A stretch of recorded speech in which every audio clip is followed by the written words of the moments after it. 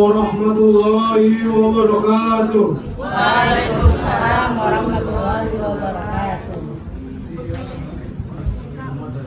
Alhamdulillahirabbil alamin. Wassalatu wassalamu ala asyrafil anbiya'i wal mursalin wa ala alihi wa sahbihi ajmain. Amma ba'du.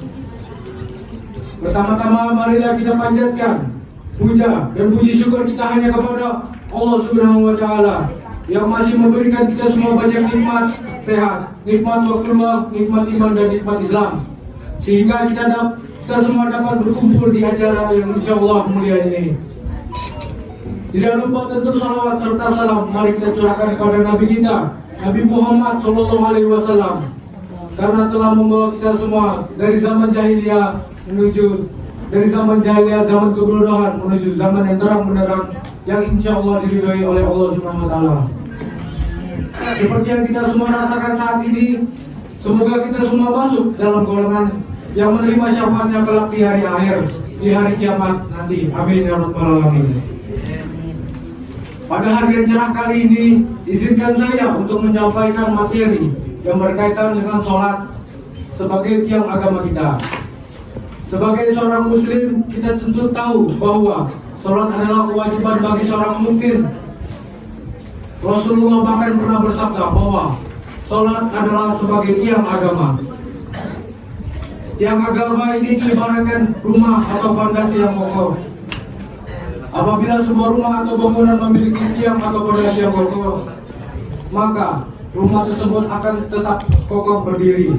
Begitu juga sebaliknya, jika rumah atau bangunan tersebut tidak memiliki fondasi atau tiang yang kokoh, maka rumah itu akan mudah roboh dan akan mudah terjatuh. Karena hal inilah, sebagai seorang muslim yang baik, kita harus tahu bahwa sholat bukan sekedar kewajiban dalam beribadah saja, tetapi juga untuk meningkatkan keimanan kita sebagai umat muslim agar semakin dekat dengan Allah, sehingga tidak mudah tergoda dalam melakukan segala bentuk kemaksiatan yang dibenci oleh Allah. Sebagai kewajiban, Allah juga memberikan keringanan dan kemudahan pada hambanya untuk menunaikan sholat 5 waktu dalam sehari. Jika seseorang hamba dalam keadaan sakit tidak mampu berdiri, maka diperbolehkan seorang hamba untuk melakukan sholat dalam keadaan duduk atau dalam keadaan berbaring, sesuai dengan ketentuan yang telah diatur dalam ilmu fikih.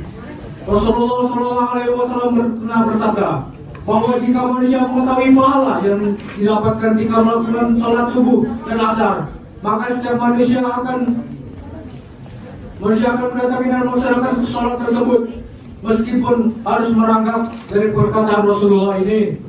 Dapat kita tarik kesimpulan bahwa Allah telah menyiapkan pahala dan imbalan yang begitu besar bagi hambanya yang menunaikan sholat.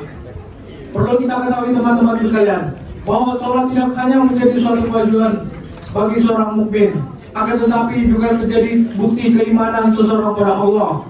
Hal ini dijelaskan pula dalam surah Al-Maun ayat 4 dan 5 yang berbunyi, A'udzubillahi minasyaitonirrajim, Bismillahirrahmanirrahim. Fawailul lil musallin allazina hum an sholatihim sahun. Yang artinya, maka kecelakalah bagi orang-orang yang sholat, yaitu orang-orang yang lalai dalam sholatnya.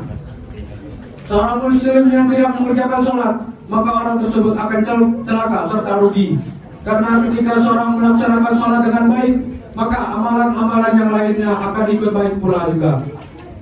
Akan tetapi, jika sholatnya buruk, maka amalan yang lainnya pun akan ikut buruk juga. Sholat sebaiknya dilaksanakan tepat waktu dan tidak ditunda-tunda, serta dilakukan dengan khusyuk dan hikmat.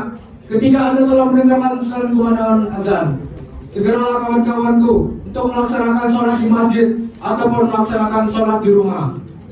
Sholat selain sebagai kewajiban juga berfungsi sebagai mencegah perbuatan keji dan munkar yang akan mendekatkan seorang muslim hanya kepada kemaksiatan. Hal ini dijelaskan oleh Allah melalui firman-Nya, yaitu pada surat Al-Ankabut, ketika seorang melaksanakan sholat, maka ia tidak melakukan perbuatan dosa yang lain seperti berzina, mencuri, atau melakukan tindakan kekerasan lainnya. Terakhir, perlu kita ingat teman-temanku sekalian, bahwa sholat adalah kewajiban yang tidak perlu dilewatkan. Sebab dosa yang akan seseorang dapat ketika melewatkan sholat adalah dosa paling besar dan makan lebih besar dari melakukan zina. Demikian konten singkat yang dapat saya sampaikan. Apabila ada kekurangan, mohon maafkan.